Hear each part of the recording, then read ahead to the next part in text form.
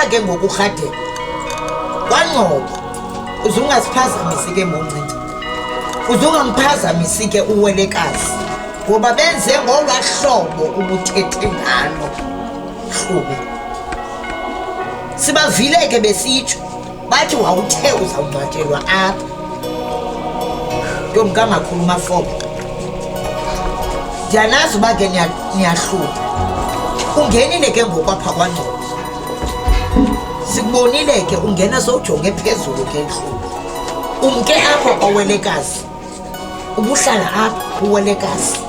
Siyakwamkela ke Rhadebe, siyakwamkela Bhungane, siyakwamkela Ndlebentle zombini, siyakwamkela singomasoka singorhoyisibongo oodethe zomaphakane obunene belizwe. Uyamkelwa nalapha kwaNgcobo. Enkosi.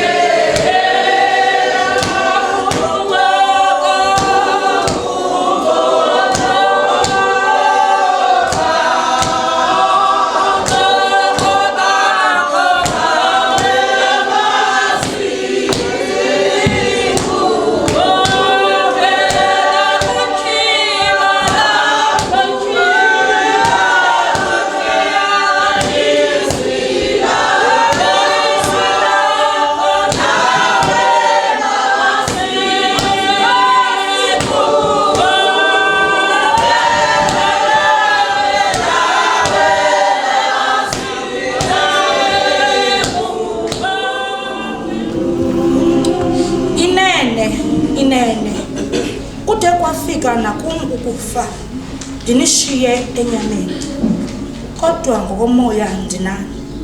Yimani ke ndinixelele ngobomi bam. Mawethu, igama lam ndinguNosiniya Aida Ciliza, intombi ezelwa nguTatululu nomama wam intombi entle uMafobe ungasekhoyo. Ndilibone ilanga ngomhla wama-20 kwinyanga yeDwarha ngonyaka ka-1938. Ndizalelwa eTofimvaba kwilali yakuMakhwababa. Ndiye ndafunda amabanga am aphantsi kuNobhokhwe eTofimvaba. Ndandingeva ke apha ebuntombini bam ndiphume ekhaya ndisiya esikolweni, kodwa ndizithele chu ndiyokuhlala ezindongeni. Njengokuqala ekhaya ndilandelwe nguPhumla ka-1944, kuze uMadoda ka-1947 ongasekhoyo, ibe nguJikile ka-1949 naye ongasekhoyo, kugqibele iphelo likamama uFuneka ka-1954. Idlulile ke iminyaka ndadibana nobambo lwam umdaka omnyama ongavasepha onamazinyo amhlophe uNcedakele, umfo wamaqana uMasoka, uRhoyi, uDedeza, uNtanzi, ubunene belizwe. Ndazimanya naye ngoqala lomtshato.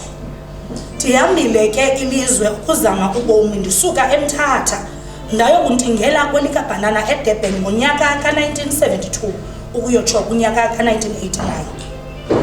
Usuka kwam kwelikabhanana ndiye ndaya eVelkom ngonyaka ka-1989 ukuya kunyaka ka-1990. Ndaze ndazokuzinza kwele ntlanzi eKapa ke ukutsha ngonyaka ka-1991.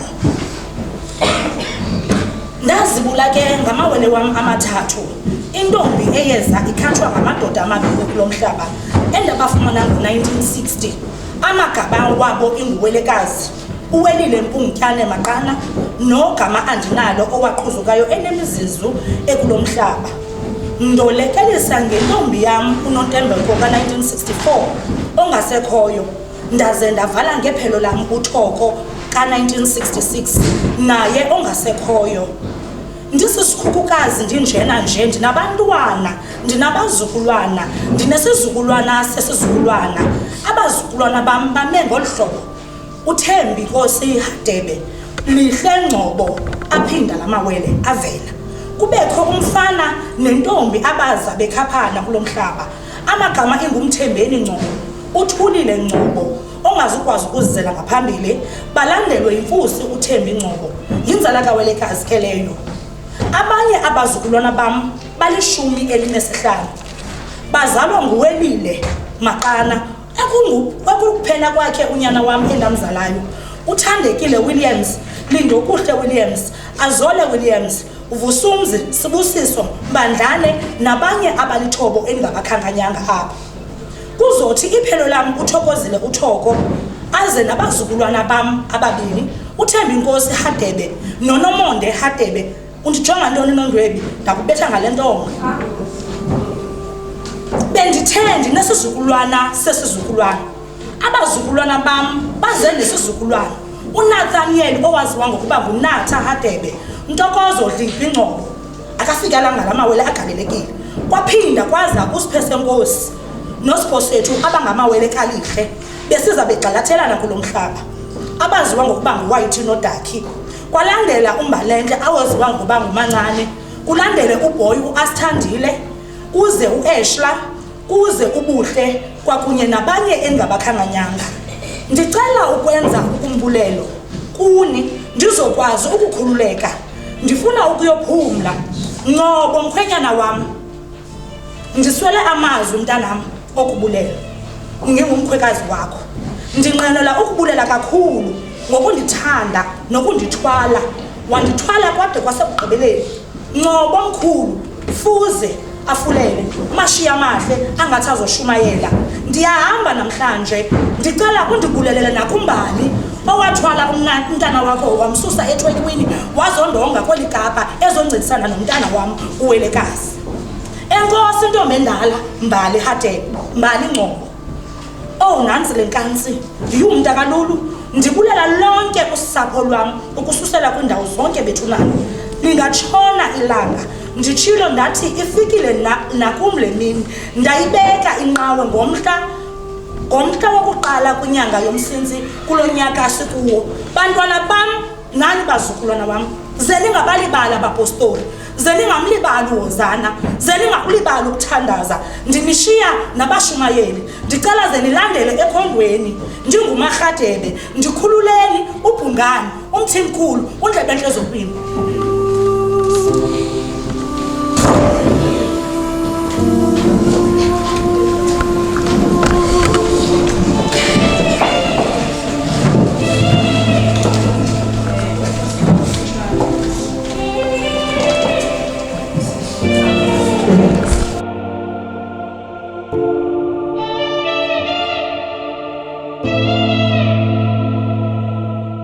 Singumzi mkhulu ngokwesiduko, singumzi mkhulu nangokokuma.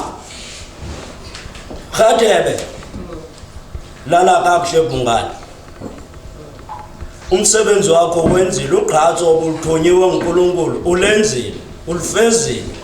Amophumla Tata Ngcobo, ndiyawaphinda la magama ebegqityothethwa sesi state. Enkosi tata, qhubekeka ungayeki loo nto. Nathi sijonge kuwe, nini abadala nizawuhamba nishiye thina abantwana. Sicela ukufunda nto kwezinto zenzekayo. Sekukubi emhlabeni, sithi uxolo. Khululeka Bhungane, khululeka Mashiyamane. Enkosi ndihleli. Ndicela ucacisa nje benibabona bebahle benxibe uWhite omama inkonzo kaGogo. So nje into ezakwenzeka sizawuqhuba le-service apha ngehlobo esiqhuba ngalo. Akufika phaya ekugqibeleni ndizawunikezela kumapostoli. Once ndinikezele kubo, akekho umuntu ozophinde aphakame athethe. Akekho umuntu ozophinda aphakame enze noba nantoni na. Thina sizawulandela emva kwekhondo lamapostoli. Eziba ubusitsho nomyalelo kaGogo ba ze nilandele abaparitsi, abashumayeli bethu ke abo. Ningaphazami nibona ndinxibe lihlobo, nam ndinayo ingubo yam emhlophe endizayifaka xa ndilandela phi ekhondweni likaGogo. So ndizawucela ngokukhulu ukuzithoba sisishenxe sesisithethi sibe pha emva kulandele isithethi abazukulwana bakamakhulu benza ucela songa amaxesha abazukulwana bamakhulu bakagogo abazothetha bebephakama ndicela baphakanyiswe ngongoma because baninzi noko bazoma apha then ke ngoku bazolandelelana ngokuthetha kwabo. Ndingumzukulwana kagogo and ndizawuthetha ngogogo. Iservice yakhe ndiyayiqhuba namhlanje. Barhadebe uyandiva gogo. Athi manuki mntanam gogo ndilapha namhlanje. Ndifuna nje ukubulela kakhulu gogo wasithwala kude kube lapha. Impahla emhlophe siyazi ngawe lesilandela wena Mthimkhulu. Bencela gogo uzube ingilosi ekhanyisayo phakathi kosapho lwakho lonke ngoba gogo uyayazi imfazwe esijongene nazo ezantsi emhlabeni nguwo zaziyo ezomoya nangokwenyama. Siyakucela uzusikhanyisela ube ingilosi uyodibana nezinye pha ucela amandla usilwele ngoba thina sikwazi ukulwa imimoya. Usilwele gogo. Ndiyabulela uba namhlanje ndilapha ndisondele kakhulu enxebe nditshilo kodwa andizolila mna gogo. Andizolila mna ndiyafana nawe ndiqinile ndifana andizolila. Andiyazi ba kutheni silila because gogo andifuni ukuvalela indlela yakho mayihambe ibe mhlophe indlela yakho. Lala ngoxolo ke gogo sawuhlalisa ukuthanda nanku Ashla umzukulwana wakho. Thetha mama. Hayi ke unenhloni kodwa beqhela ukufida. Hayi ke gogo lala kakuhle umzukulwana wakho Ashla utshilo kum wathi ze ukuxelela uba uyawuhlala ekuthanda. Uyawuhlala ekuthanda. Siyabulela kakhulu ke Mthimkhulu. Lala ngoxolo bungani.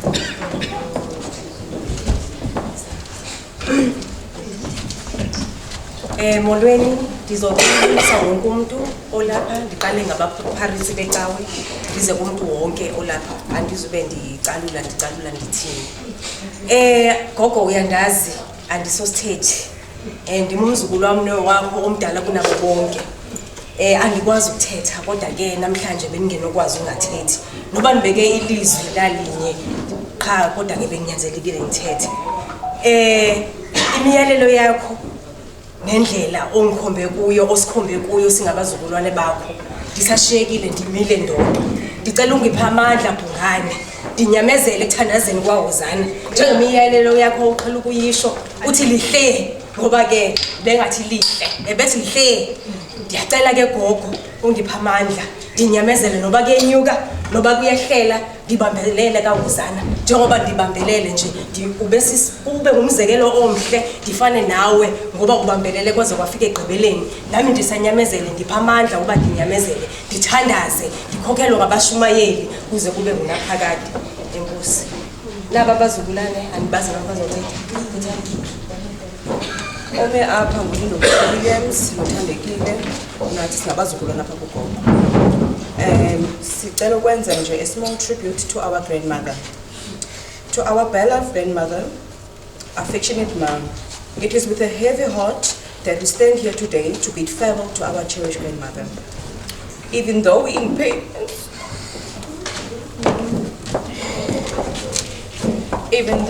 pain, and sorrow, we still celebrate a life well lived. Fond memories of you will always remain in our hearts and minds. You believed in us. Ugogo ke andizothi ibingumakhulu kum qha. Ibingumama kum ngoba undishiya umama ndina 8 years andizoyitsala nditya amaxesha nzawonga amaxesha. Ndibhlungu namhlanje uba ndizothetha ngomakhulu wam. Ewe intombi ityiwe zintlungu bindala. Undikhulisile waphinda wakhulisa nomntana wam lo uNatha abapostolo bazawumazi abanye abantu ke abamazi. So ndizothi gogo ndiyacela kule ndawo leli kuyo ndicela ungalali kuphela. Ujonge indlela yethu nanjengoko wawusishiye enkonzweni sizawuqhuba ngokwendlela wawusiyalele ngayo. Ndiphinde ndicela indlela kuwe yokuba njengoba uhambile namhlanje wasishiye owawushiye nge1 kaSeptember ungaya uyolala kuphela uyosilungiselela indlela ngoba nathi siyeza sijonge kuwe uqala kuanti ukuyotsho ezantsi kufamily yethu yonke iphela. Sicela izibusiso kuwe gogo. Rhatebe ngani Mthimkhulu silapha kule ndawo sikwacela nokuba uunite ifamily yethu. Asinayo ichance ezawuphinda sithethe ngayo ngoku. Ichance yethu yokugqibela uba masiziyaleze nanku nathi ufuna uthetha thetha nathi. Dulise kumama nakutata bami bangosisi. Sibuhlungu kakhulu ngento esivile yenzekileyo kumakhulu. Bendimbiza makhulu but ukhokho wami. Besihamba sonke xa sisiya ecaweni. Ngihamba naye. Ngithanda kakhulu gogo. Kodwa ke ihleli naye 8 years. Ihleli naye ndina 8 ugogo. Xa ndina 11 ndathathwa ngumama.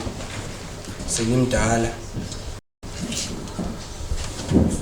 Nawe gogo uhambe kahle. Usikelele sonke siyifamily. Aba bakwazi usingabeni sakho umfihlelo wakho usikelele sonke.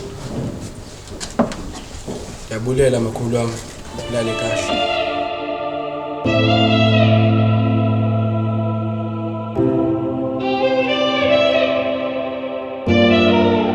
Ungcobo lo okhulumayo uma wami lo okwesixhosa ke kuthiwa umamezana okwesiZulu kuthiwa umkhwekazi wami uma wethu ke lo sihleli ngicela ke ma namhlanje siyakuphelezela sikise endlini yakho yokugcina uzube nathi nanini njengoba ubuhlala nathi uphinde ungashiyi ube nathi nangokomoya nangokwempilo usinike nathi amaphiko okuphila kuze kube sekugcina.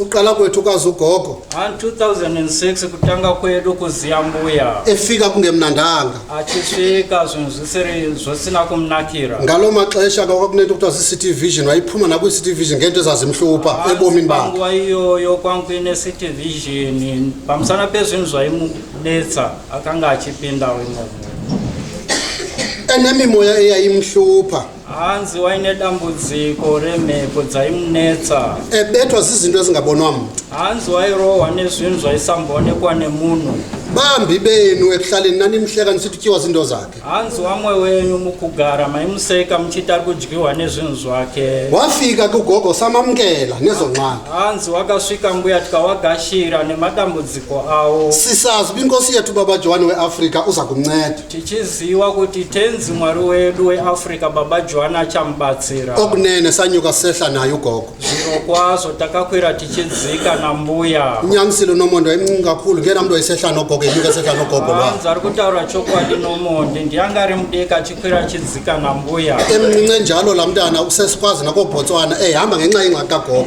ari mudiki kudai akuziya nekuBotswana achiziya dambudziko rambuya kodwa kugqibeleni ugogo wafika uthixo wanenceba ngaye wayisusa ingxaki kuye asi pamagumo mwari akaita tsitsi kwaari akabvisa dambudziko kwaari waphila ugogo njengomntu wonke hanzi gogo wakapona wakafanana nemunhu wese cinga ugogo wayisixa funeka ebheke etoilet funeka ekhatshwe ngumntu esoyika hanzi chimbofunga kuti mbuya kana wachida kuenda kutoilet waiperekedzwa nemunhu achitya uthe wawuphila kugogo ngokuba kaloku ubuyazifunda ezi zibhalo zithi xa uthe wathandazela hanzi akati apona kana uchwerenga matsamba unoti uchinzwa nzanzi ukanamatirwa kuthiwa xa uthandazeleke ziye ziphume idimoni zibaleke zimke hanzi ukanamatirwa mashai ese anobuda oenda kuthi xa ungafakwanga nto aphinda abuye othi kana pasina kuiswa chayiswa anozodzoka futhi athi nansi indlu yami endandihleli kuyo ingathi ngoku i-empty orangarira kuti imba yangu iyoyo ndaimbogara inenge iri empty kuthiwa ke idimoni elinye elo liye libize namaninji hanzi shayi iroro rimwe chete rinozodeidza mashayi bathi xa akawanda bezawuhlala emzimbeni bahlalela ukutshabalalisa ke ngoku hanzi ochigara mumwiri wako achigarira kukuparadza kwanyanzeleke ngoxa sikhupha lo moya sifake umoya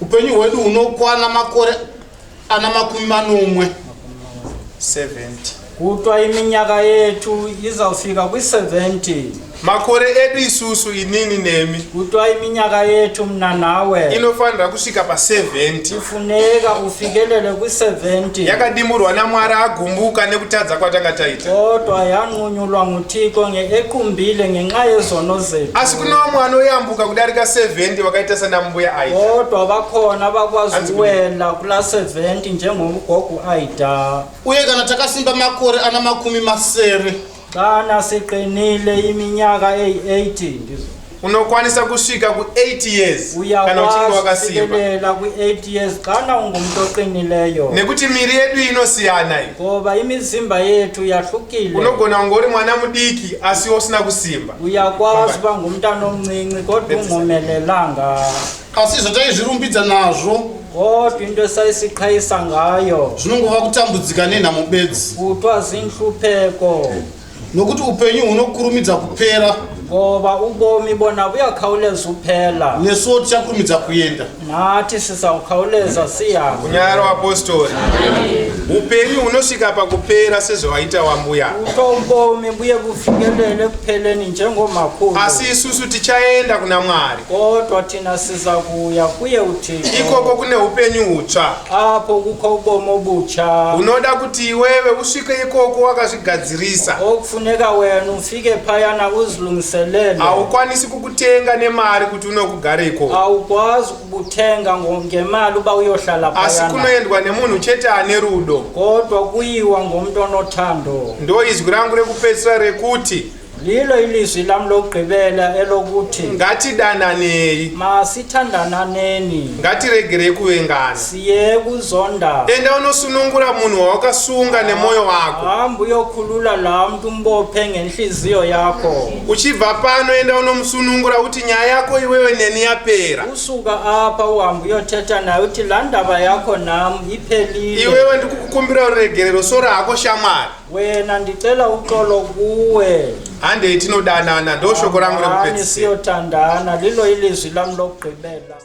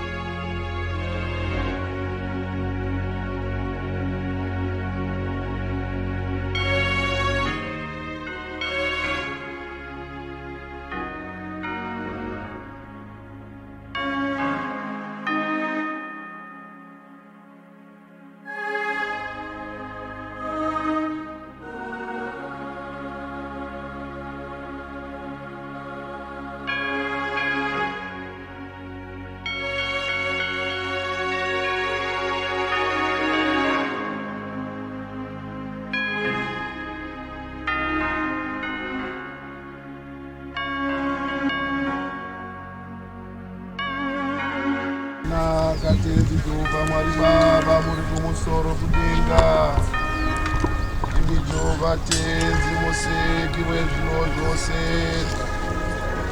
auya pano tenzi Mwari wakanaka auya naye muranda wenyu Jehova mbuya aita kusumisa baba paimba yake kupedzisira sekudzidza kwamakaita imi Jehova tenzi tinokumbira chizodhatunga migomo yawake ukwanise kusvika kunzvimbo yerindero.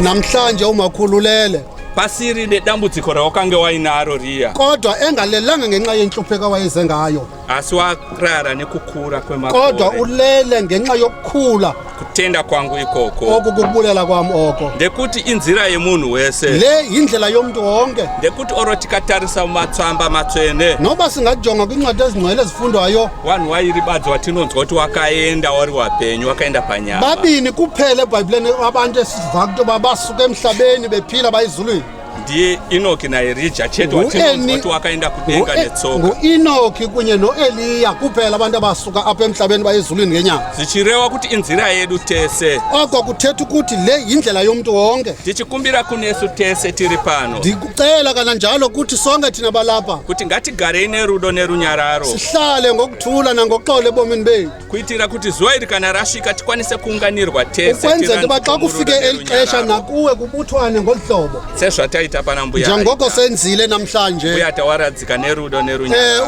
umgakhulu simbekile ngesithozelo saka ndiri kuti tese tasara pano ngatichibateni tiende mberi tinamate ngoku sonke thina silapha masibambeni sibheke phambili sithandaze ndiyo chete mashoko ngalo mazwi kuphela ave kumnandi ukubona abantu benkosi efana ave kumnandi ukubona abantu benkosi efana